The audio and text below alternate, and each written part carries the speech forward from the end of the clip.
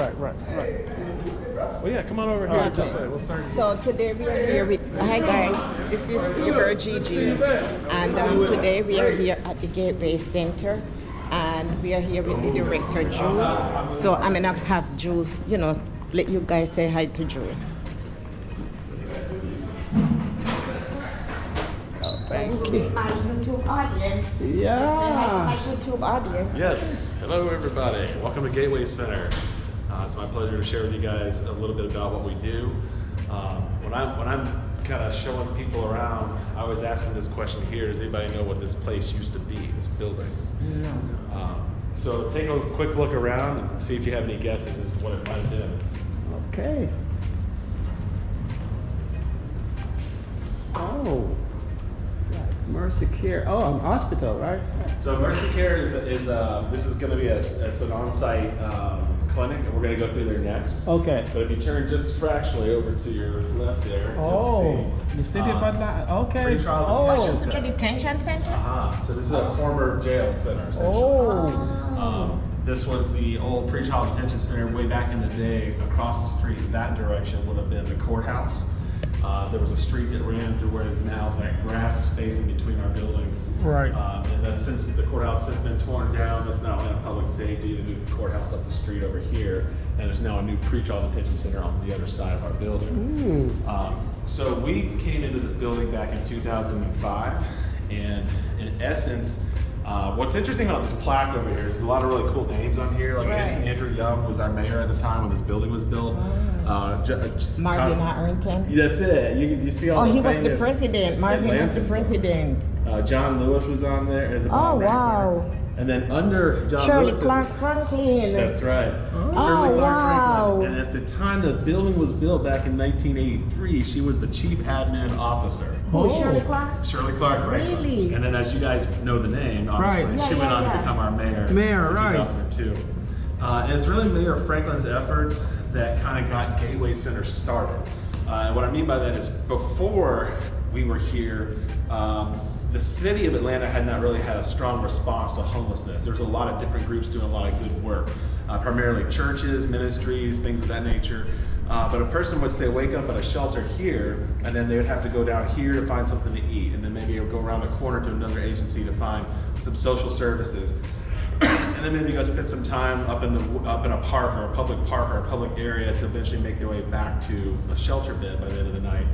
So when Mayor Franklin came into office, she started a thing called the Regional Commission of Homelessness that really started to take a hard look at what was being done across the city, who was doing what, and how could the city do a better job. And they came back with 21 recommendations, and they, at the top of the list, said, what if we could create a singular location? Because what's happening is someone wake up here, they go there, then they go there, they come back over here, and it's just this kind of runaround type thing. So what if we could bring all these ideas under one roof or one place? Give all the resources people need and necessary to get back to self-sufficiency. And so that phrase, that idea, is ultimately what became the mission statement of Gateway Center. Okay. And so our mission statement is to connect people experiencing homelessness with support necessary to become self-sufficient and to find a permanent home was a piece that we added to that. And so that's kind of the background. I always like to try to, kind of share with people how we got started and why we got started. So our doors officially opened here in 2005, and very quickly, it was about a month afterwards, Hurricane Katrina hit New Orleans. Okay. Right. We kind of became a big catch-all for Right. that activity.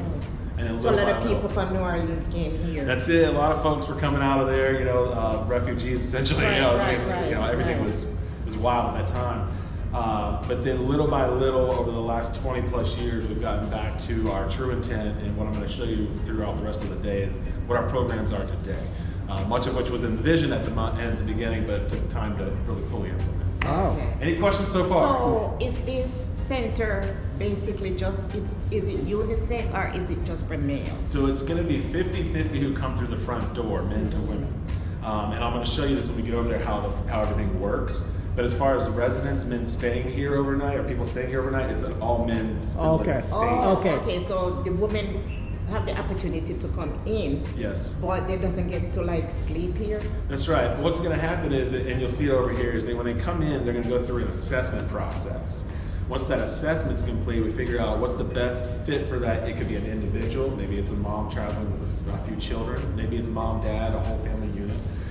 And we have other partners where we can place those people into other partner agencies. Okay. But the assessment that's done here allows then those individuals to take advantage of any and all of those partners that are part of this bigger picture. It's called a continuum of care. It's actually a number of agencies working together across Atlanta. So let me ask you also, okay, so this is the male center. Is there one for women? Is there a women's shelter? So there are many women's shelters, and they kind of fall into those various partners.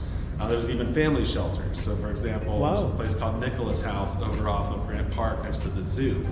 And they are one of our partners. So for example, if a family came in, mom, dad, and kids, when they complete the assessment here, the assessment's kind of how we got our name. We are called the Gateway. So that assessment is the gateway to the continuum of care, which is all these agencies working together. And so so once they complete that piece, then we oftentimes navigate. We'll put that family on a bus, drive them to Nicholas House, and that's where that family goes in, and they end up staying there. And then from there, they have a care team that helps navigate that family into a real into back to the housing. Okay. Good. So like how many men would you say you have like right now? We have nearly 400 men that are staying in the building Are you kidding me? right now. Really? Yes, ma'am. You know, some of those folks, like in this given moment right now, many of these folks are at work, they're at doctor's appointments, you know, all the other living things that we have going on in our daily lives. Oh, so there are people here that do work. So yes. Not just like, like the people that's under the bridge. So there's a few different audiences of people. The people that are under the bridge, let's come on through. We're getting a little bit ahead of ourselves, and that's okay. But no, it's okay. You're asking all the right questions. So let me get you in front of where I can better explain them, and you can kind of see it even in real time. Okay. Right. Okay. So we're just going to breeze through here. This is an on-site clinic here.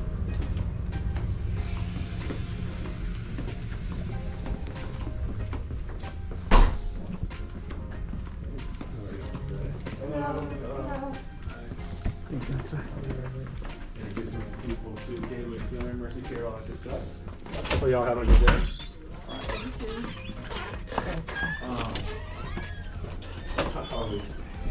It's always a weird moment for me when I'm taking food in. How are y'all doing? You okay? Hello. You're alone up here today, huh? Are you alone up here? And everybody else ready to take off? Gotcha. So the Mercy Care, all right. So as you see, they have a front entranceway. So this is not just it's not just a clinic for, say, people staying in this building. Right. Although many of the people staying in this building take advantage of those resources. And we also rely on Mercy Care for things like our mental health intakes, behavioral health intakes. So whenever people come in the building, a lot of times their first stop will be here. However, it is open to the community at large. So anybody that had medical needs, they can certainly make their way in here. They work on kind of a sliding scale. So everything from if you have no insurance, no income, you might not owe anything, to where if you have insurances and things, they're going to bill you accordingly. Okay. They have a number of physicians that donate their time. That's kind of how they're able to keep some costs down. And then they're also a nonprofit organization, so they raise funds to be able to offer these services to the community. So at this facility, they do physical health, behavioral health needs. Their main location over off Decatur Street is much larger. They even offer things like dentistry, I think some level of chiropractic, some other things like that. Oh. So yeah, that's the Okay, so like if they're here and they have to go like to, they have chiropractor or the dental service, is there a shuttle or That's it. What would they get here? That's right, as we have a number of shuttles. And so we, as people say, have off-site appointments, whatever that may be, a medical appointment, dentistry, even a job opportunity kind of thing. Sometimes we have people submit a transportation request. Sometimes we can't get to it, like say immediately, but as long as we have a day or so of lead time, we usually drop that into our queue. We're able to get people to wherever they're trying to go. Wow. Absolutely.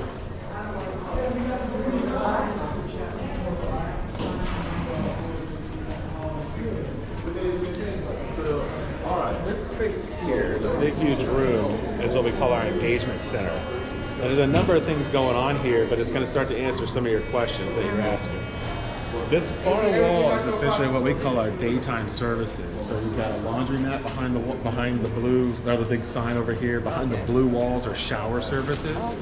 When people come in for showers, we're going to provide shampoo, soap, all the linens they may need, washcloth, towel, etc. And then beyond that, you'll see it here in a moment, but there's also a large clothing closet that we're able to provide certain levels of clothing items to our guests.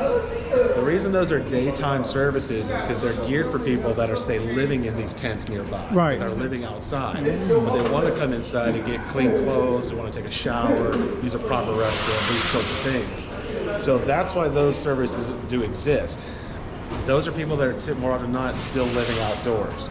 When those folks are ready to make that shift, they're checking in at the front, and that's who's usually seated in these chairs behind us right now.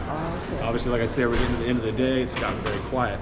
But if you do look over your shoulder, you see there's someone in there doing an assessment as here the day concludes. But these folks go through an assessment process with our various assessors in these offices, who then from there help figure out where to navigate them. That could be a program here at the Gateway Center. We have about 8 different programs upstairs, things that vary from working with your veterans to people that are trying to just live in a sober living environment, drug and alcohol. People that are level 2 of this building is a group called Georgia Works. It's folks that are coming out of incarceration, trying to get back into the workforce. So each of these things kind of hit people at different layers. Yes! Thank you, ladies. Thank y'all for coming. You have a good time? All right, we'll see you next time. Thank you. Yes.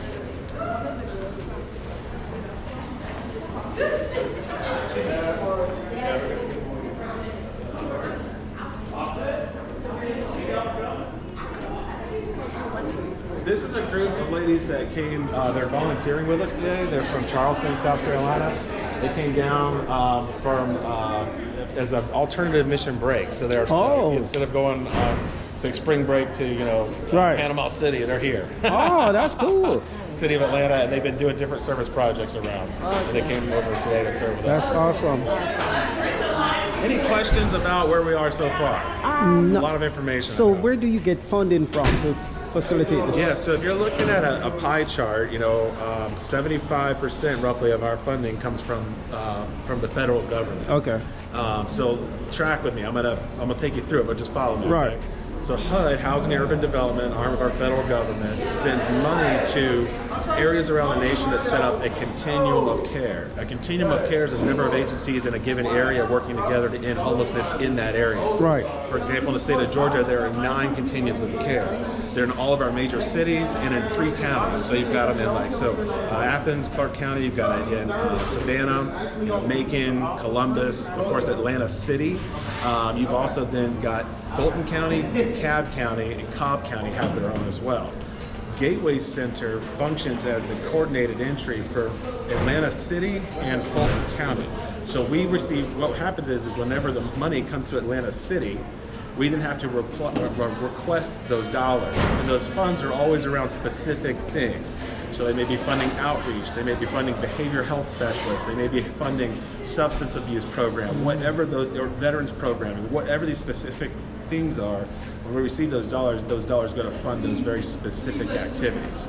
The other 25% is funds that we go out and generate from the community in form of your typical fundraising, large fundraising events. We have a 5K, an annual gala event, and then just in addition, other people that give freely from their hearts and their own wallets. Kind of That's thing. good. That's So good. let me ask you, do you, because I know you mentioned something about clothing, right? Do you accept clothing from people, for Absolutely. example, Absolutely. from... Come on with me. We'll go take a look at that next.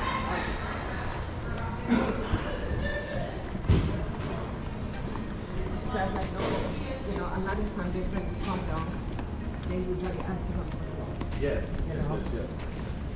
So while we're walking and talking, I'll point it out. This space here is what we call our chapel. Okay. The reason it's shut up like this currently is apparently there was a bed bug incident because we've been doing the winter warming center, which I'll tell you more about in a moment. But everything got isolated, it's been treated, so we're just keeping it isolated for the time being. This was this morning, so this probably by day's end we'll open it back up. Okay. So this is the chapel. That's right. Typically, this is a space where whenever we have faith activities that come in, we have them do it here. Many of them will do it with the doors open. Anybody can listen, whatever. Right. Nothing can be we don't do anything faith mandatory, so it's not like, well, if you come to church, then we're going to give you this bag Right. of food. Right, right, Everything, right. your bag of food's got to be offered no matter Right, what. right, you know? right. And so anything that's, it's faith optional. You know, hey, if Right. you want to participate, please feel free to come in. Right. A lot of our groups do this either on, say, evenings. So we have a lot of dinner groups that come in after work to come in. They'll set up meals. A lot of them will set up like tables over here where they'll do kind of like a buffet line, let some guys come through. We'll talk more about that in a little bit as well, what that Okay. can look like. And then they'll invite people, hey, if you want to come into services, here they are.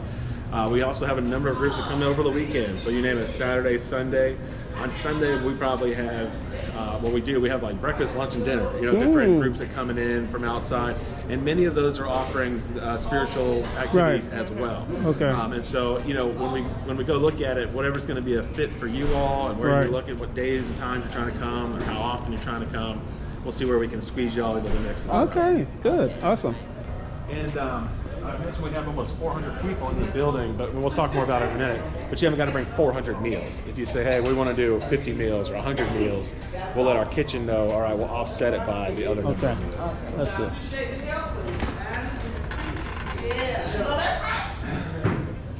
Just because I mentioned it, this is our hygiene closet space. All of these are items that are donated from the community. So you see the large up top, those are big, you know, things we're able to provide, washcloths, soap, shampoo, those are full kits. And then the little ones down there are all little shower kits. They just are very tiny ones that have a soap, shampoo, Right. toothbrush, toothpaste. Kind of like travel size. Yeah. like a That's hotel good. size. Right. It's there, it's going. So we provide, of course, toilet tissue if people need to use the restroom. Also provide the towels for shower services. Inside of each of the towels, a little hygiene kit already in there. For example, she's got a set of men's underwear, so we're able to provide that for the time. Just so you, this little behind the scenes look for you here. Oh, okay. But this is what it looks like when it first comes in the door. So Okay. this space here, these are all donations, you know, come in the door. So when you talk about clothing, you know, at the end of Sunday, whatever you guys are doing, if you have extra bags of clothing and such, y'all are certainly welcome to bring those here. Okay. So we can just drop them off here. You can, ideally, we would either have you drop them in this room, literally, or if y'all are serving outdoors, I'll show you where to put that on our back loading dock. Okay. You can just come up there. Okay, so but this guys, is we are behind the scenes right now, so you can see what's going on. yeah, this is kind of step one as stuff comes in the door. And we're able to, we keep a number of our linens, they stay in here, but then I'll show you next step where everything, all the clothing actually goes. Okay.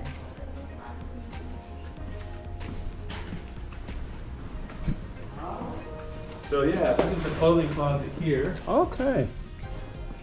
So this is, yeah, the actual closet. So Right. we keep a large number of ladies' items on the far wall and around this side, and then the remainder is men's. Because men are who stay with us overnight, we go through more men's than women's. And so we're always in need of men's clothing. Okay. So yes, in particular, your men's clothing you have left over, we'd be happy to receive that. Oh, Okay. definitely. All right. And yeah, so all this stuff comes from the community. Like this stuff over here, for example, came from a big drive that WSB TV did. They collected a whole bunch of brand knits. We did a coat drive, and they did. Okay. We got thousands of coats. That's good. And so some of these we have too many of, so we're going to box them up and save them for next year. Okay.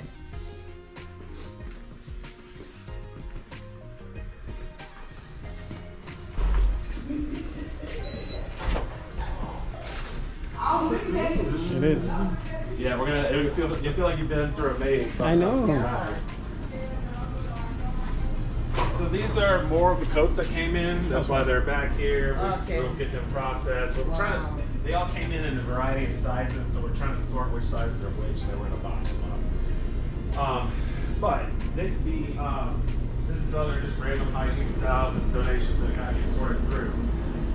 These mats are here because although Gateway Center, I don't know if I mentioned this yet or not, but each of our rooms that are in our facility, everybody's in a program. So this is not a traditional shelter you might think of when you hear the word homeless shelter. Right. So everybody here is in their own room, and they're staying with, or they've got a care coordinator or a case manager, someone who's working with them, helping set goals, keeping them accountable to those goals as they're moving forward. And as well as just trying to maintain sobriety, they have their own ID, things like this. It's a little more structured environment.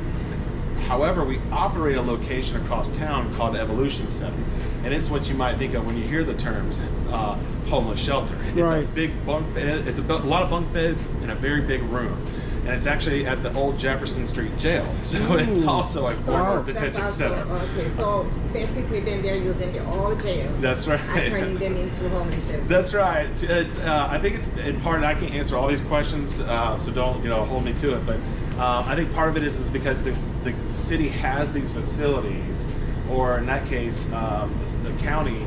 So they have the facility, and if having someone in the facility, there's maintenance being done, so it actually kind of benefits them to have us in here. Right. But I'll tell you that facility over there is pretty much on its last leg. It's about at it. So we'll see what the future is with that. But that space there, people can stay the night with no commitment to a program. They don't have to have a care coordinator. We ask them after 90 days if they will join a program, and 95% of the guys do. And so they can either go into a phase 2 program that we have at that location, or many of them come into programs here at Gateway Center. The reason these mats are here is when the temperatures go below 40, and they're going to stay below 40 over a sustained period of time, we clear out that big engagement center and take out a number of mats, and it becomes a warming center. And it's that's the only time, or the times during the winter, when Gateway Center proper, this location, will convert to a no barrier shelter out in that main area. And that's why, honestly, we ended up with bed bugs in there last night. Okay. Because That it all makes came sense. in from outdoors. We did the warming center last night. Right. So like when it's really, really cold, right? Because I go back to the people on the media bridge, because it's like every time I go over there, I kind of get emotional. Absolutely. You know what I'm saying? So like when it's really cold, where do they go? They end up coming through our front door, a lot of them do. Many of them do. Even the ones that are committed to staying outdoors, there is a time where it will just get to be too cold that they will come on in. Okay. And they'll spend the night with us. Okay. And then they return to their camp and say back out as early as they can get out in the morning. Because as you can imagine, if they're away from their spot, then it's up for grabs. Right, So right. they feel protective of it. Whatever they couldn't bring in, they're gonna get back out to as quick as they can. Yeah. Okay. But they will come in overnight to stay out of that. Because sometimes even when it's raining, Yeah. I worry so much about them. Because Yes. I'm like, they're out here. It's cold. It's rainy. And that Yes. was always something in my head. Where do they go? Yes. But I'm glad to know that you guys welcome them in here. Absolutely, Yeah. we welcome them in. We have outreach workers that go to them, that are going to them on the regular, building a rapport and relationship. So they know Dallas, Marley, Wushan. They know these guys, and so like if a lot of those folks, for whatever reason, aren't willing or wanting to take that hand of help. Or Okay. maybe they've had it before and it didn't pan out the way they thought it was going to. Okay. Or whatever their reasoning.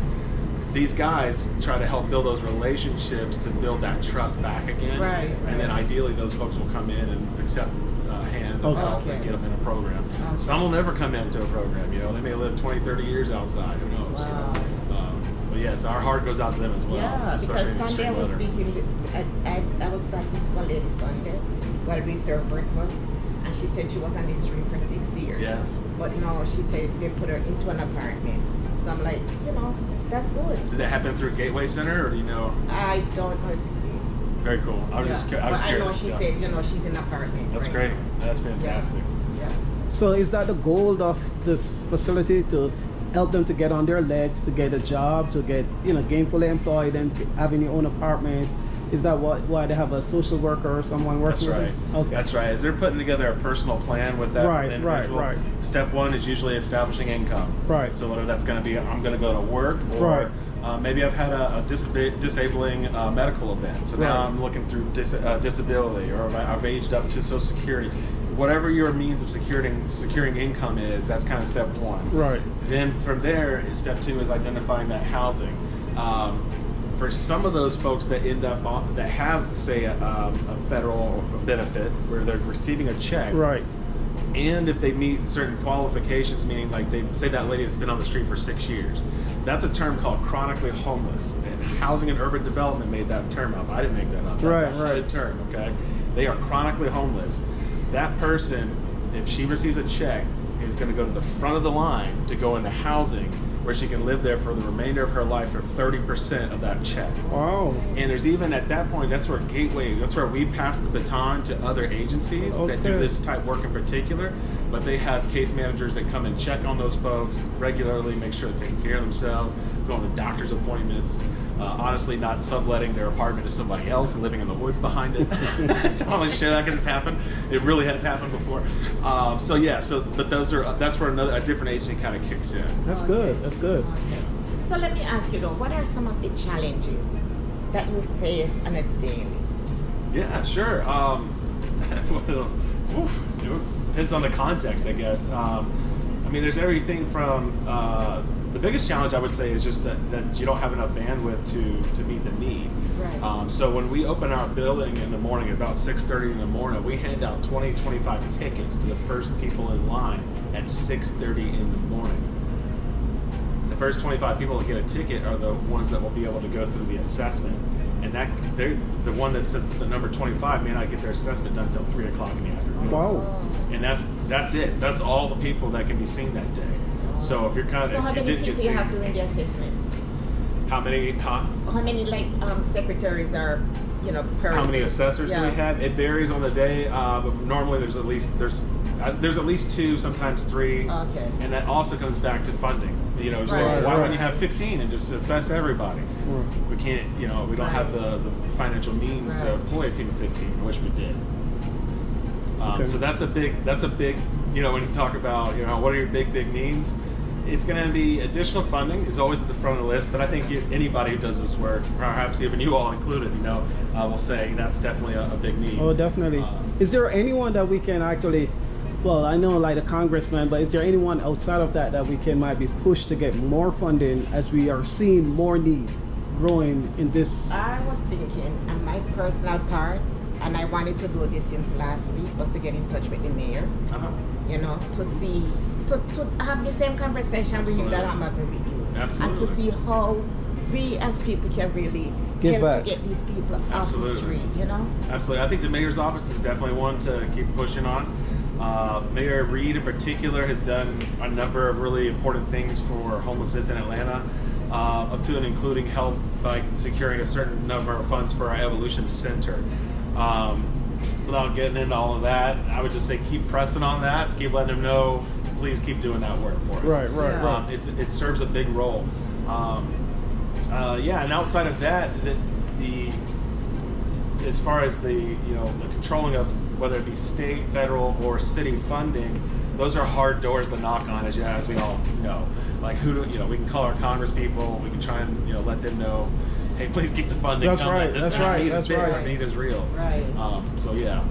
I think that just from a time and energy standpoint, is we are always in need of volunteers that can either come in and do work directly with ministry work, like you all are talking about doing, to just other needs, like you see the tremendous amount of things we have to process. So people, if y'all got young people at your church or your ministry that want to bring 10 young people over for the day and let them go to town on working on some stuff, I'll show them what needs to happen. For that matter, it's a good touch for them to see what's happening down there. Oh, that's good. So a lot of those kinds of needs. Good. We also have needs in our kitchen. So is there any requirements for them in terms of background check, anything? No, not for. So those are what we consider one-off volunteers. So people that just want to come in, kind of volunteer for the day. It's very simple.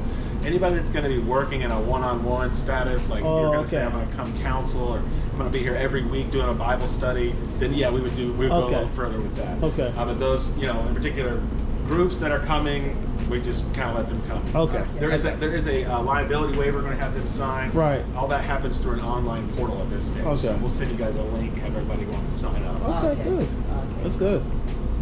That was good. Right. Keep the questions coming.